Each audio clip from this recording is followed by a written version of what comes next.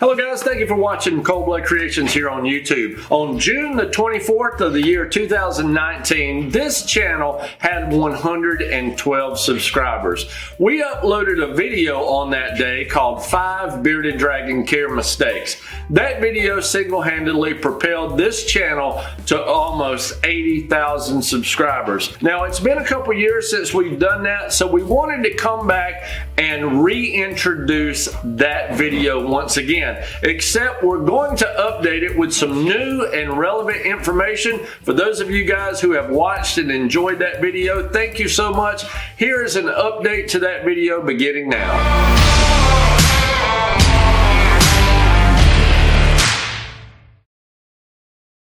So in our video, 5 Bearded Dragon Care Mistakes, we mentioned somewhere around the 2-minute mark or slightly thereafter about keeping water bowls in the cages. Now, we specifically said that in our area, in our part of the country, it's not a good idea to keep a water bowl in your bearded dragon cage because of the high relative humidity. Now, over the last couple of years, we have received literally hundreds of questions from you, our viewers, wanting to know if you should keep a water bowl in your cage in your area. The idea is not to give a general rule on whether or not you should have a water bowl or whether you should not have a water bowl. The idea is that if the water bowl in your enclosure is causing the relative humidity to rise up to a level that would be unhealthy for a bearded dragon, then you certainly want to take it out. However, if you live in a more arid environment, say somewhere like Arizona, you could probably get away with putting 2, even 3 water bowls in without affecting your humidity levels negatively. Ideally, most people suggest that bearded dragon relative humidity should be somewhere around 30% and no higher than about 60%. What we have found breeding bearded dragons over 3 decades here in southern Georgia is that our dragons are developing a tolerance for higher and higher humidity. The dragons that we breed here sometimes have relative humidity around 60%, sometimes even higher, without any bad reaction or any ill effects on them. As a matter of fact, we've recently heard of a bearded dragon breeder down in Florida that is breeding bearded dragons outside. This is something that can be done if the bearded dragon has a lot of good airflow. Relative humidity being a little bit higher doesn't seem to adversely affect dragons as long as there's sufficient amounts of ventilation and fresh airflow. However, if you use cages like the Vision cages or some of the boxed in cages where the ventilation is not very good, you probably are going to get in trouble if you have a high relative humidity. So make sure that your cages have good airflow if you live in an area where the relative humidity is already going to be high, such as Georgia, Florida, the Southeast. And if you have a more arid environment, then those cages that are more the box style would be more appropriate. One of the cages that we do recommend for bearded dragons is a 40-gallon breeder cage with the screen top on the cage so that you get a good amount of airflow, and any humidity in the cage will seep out through the top of the screen and not just condensing on the top of a solid top. So I hope that clears it up. It's not a rule of whether or not you should keep a water bowl. It's can you do it without negatively affecting your dragon with high humidity that has nowhere to go. Also, if you watched that video that we did, 5 Bearded Dragon Care Mistakes, you will know that we recommended using mealworms as a food source in your bearded dragon diet. There's many people that have messaged us and said, thank you for that advice. I'm going to feed my dragon exclusively on mealworms. Now, listen, that's not what we were trying to say. We were not trying to say that you should only use mealworms to feed your dragons. We believe that a varied diet of various insects is the most ideal for a bearded dragon. Now, we did say that in the past, mealworms were a staple in the diet of many reptile species, and that is true, they were. However, there wasn't as many available insects back then as there are now. Since we have the availability of different things like superworms, crickets, roaches, mealworms, we believe that you should include those in the diet of your bearded dragon. Certainly no one would want to eat chicken every single day of the week. Likewise, we don't recommend feeding your bearded dragon the same same insect day after day after day. Speaking of the use of mealworms, there are many people that have written to us and said, you guys are crazy. You guys don't know what you're talking about. Bearded dragons cannot eat mealworms, despite the fact that we showed bearded dragons eating mealworms in that video. Some of you guys are still simply not convinced. I don't know what to tell you. There is no problem whatsoever. Ourselves, not only us, but other professional reptile breeders that breed bearded dragons have been using mealworms for many decades. So telling us that we cannot do what we have been doing for several decades, I'm sorry, it's just you're beating a dead horse. However, I am going to give you one warning about mealworms. Unlike faster prey like roaches or crickets, mealworms are very, very slow moving, and therefore your bearded dragon can pick those things off one after another, and they can overeat on mealworms if allowed to. They don't have to expend as much energy to catch them, and therefore the tendency to be gluttonous when fed mealworms is very high in bearded dragons as well as other reptiles. So for that reason, we do recommend limiting the number of mealworms that you feed to a dragon. Now, about 2 years ago, we had a customer that contacted us and wanted to know if she could feed mealworms to her bearded dragons. And of course, we told her, yes, we have done that for a long time. We have had success raising bearded dragons, including mealworms in their diet. She dumped an entire cup of about 250 mealworms into her bearded dragon's enclosure. It ate so much that it literally ruptured itself and died. Now, that is something that we do not recommend. We did not recommend. In fact, we cautioned this particular customer not to do that. Use caution with any food item, whether it's roaches, whether it's crickets. Don't feed inappropriately sized insects. The appropriate size for an insect should be no larger than the space between your bearded dragon's eyes. If you're forcing them to eat prey that's too large, you could cause internal damage. Likewise, if you're feeding them extraordinary amounts of prey items at one time, you can do the same thing. And because mealworms are so easy for them to catch, they are one insect item that is very, very possible to overfeed your dragon. We still, despite all the years of proof and all the evidence that they can be used, we still have people from time to time that will write us and say, I know of a bearded dragon that died because it was fed mealworms. We have asked everyone that sent that, send us proof. Do you have a necropsy of a bearded dragon that was performed by a veterinarian where the cause of death was feeding mealworms? Over the last several years of asking for this proof, not one person has come forward. Now, I'm not talking about the one case where someone feeds their bearded dragon an entire cup of mealworms,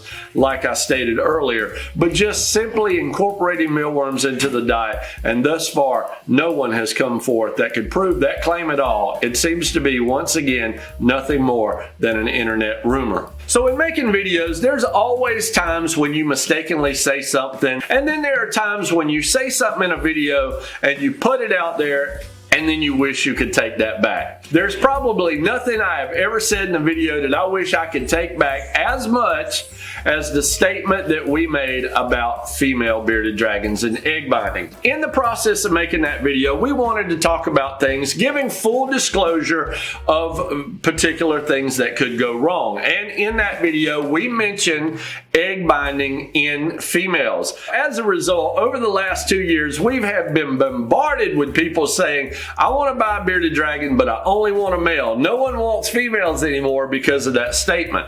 Now, while it is true, females of reptiles like bearded dragons as well as snakes can get egg bound, I'm going to tell you how rare that actually is.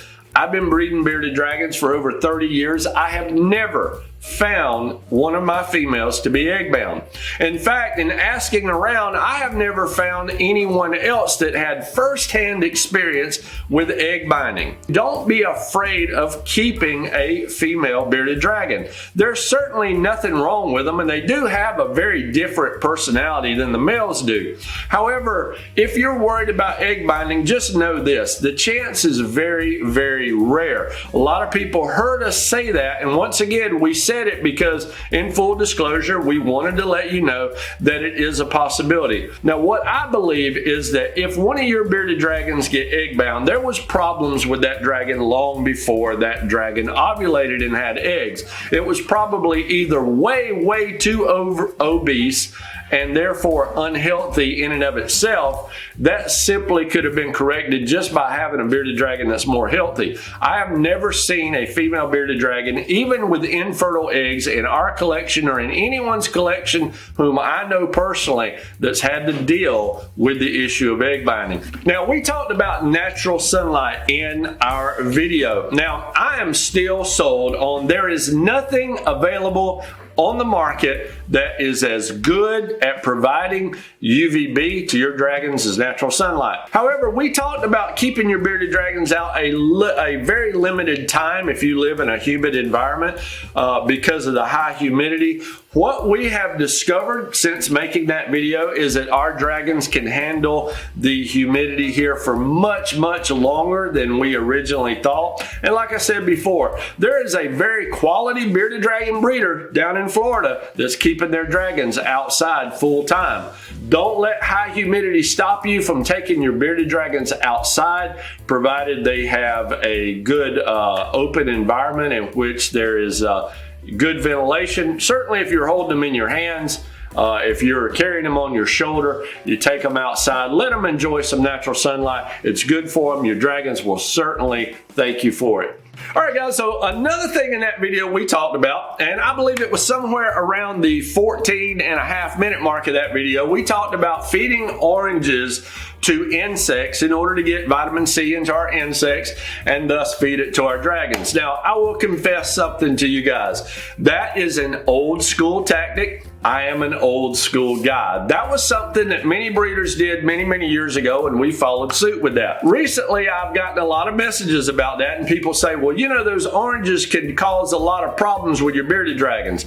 Well, the fact of the matter is, once the oranges is placed into the insects, it's not going to cause any problems with your dragon like it would if you were giving them the orange juice directly. However, that being said, many of you have suggested that we switch to things like bell peppers. Now, I will confess to you that bell peppers is something that we never incorporated into our bearded dragon diet until many of you began to suggest it to us. Once again, we took your advice, we sampled a few, we found that our dragons absolutely love bell peppers and that there is a good high amount of vitamin C in those, and so we have been incorporating them into our bearded dragon diets, and we have since discontinued giving any type of citrus fruit to our insects. Many of you have reached out to us and offered tips and offered advice. We are constantly learning. We are always striving to produce the best quality animals and to give our animals the best care. So for those of you guys who watch these videos and you have a suggestion, I want to say a very much thank you for sending those suggestions to us. None of us know all that there is to know. All of us should always continue to strive to provide the best care for these animals that we possibly can. So once again, thank you guys who have reached out to us and let us know that, hey, there may be a better way to do things than what you're currently doing them now. Speaking of bearded dragon care mistakes, now this is something that we have covered in several videos. In fact, we've done comedy skits, poking fun at it, making fun of it, and various different things, but yet it is a problem that continues even to this day. And that is the problem of people going and impulse buying bearded dragons very cheaply, usually from one of the big box stores. Now, in my email this morning, I had 3 messages from people who are reaching out, asking us to do customer service for them for a dragon they bought from a big box store. Let me paint a scenario for you and follow along with me in your mind for just a moment. Just imagine that you start a business at home. Just for hypothetical purposes, let's say you're building or making hats like this leather hat that I'm wearing here. And let's say you go into a marketplace or a festival and you're selling your product. Someone comes up to you, they look at your hats, you answer 100 questions about that product, they walk away, go into a corporate boot store, buy a hat, come back home, realize that one of the stitches is broken, bring it back to you and want to know if you'll repair it for them for free. There is people out here all over the country that have no problem doing just that very thing. They will send us questions. Hey, we've not bought anything from you, but we would like you to provide customer service. First of all, it's impossible for us to do that. We have a very small staff here. All these big chain stores have thousands of employees and thousands of customers. There is no way that we could do customer service for all of those big box stores, nor should we be asked to. We do customer service for our customers. Every time someone buys a Dragon from us, I speak to them personally and I answer any questions with them, and we follow up with them later on. I'd like to encourage you guys to stop purchasing from the big box stores if you're going to continue to have problems with the Dragons. People say, well, I can't get my questions answered for them. That is a good reason not to purchase Dragons from them if they can't answer the questions. You want to buy animals from someone whose very livelihood depends on them producing good quality, healthy animals. I want to encourage you to buy from specialty pet stores or private breeders. Guys, I hope that you don't think I'm being rude saying this. But once again, that is the case. We have to fend through hundreds and hundreds of emails every month of people wanting us to provide customer service for the Dragons bought from our competitors. All right, guys, once again, I want to thank you so much for watching our channel here on YouTube. The idea behind this channel was to help you, the pet owner, to be better equipped to take care of these amazing animals. We love working with them. We know you guys love them. We want to thank you for over 2 million views on our 5 care mistakes for Bearded Dragon video. And also thank you for helping us to approach 80,000 subscribers here on YouTube. We appreciate it. You guys have a great day. We'll see you in our next video.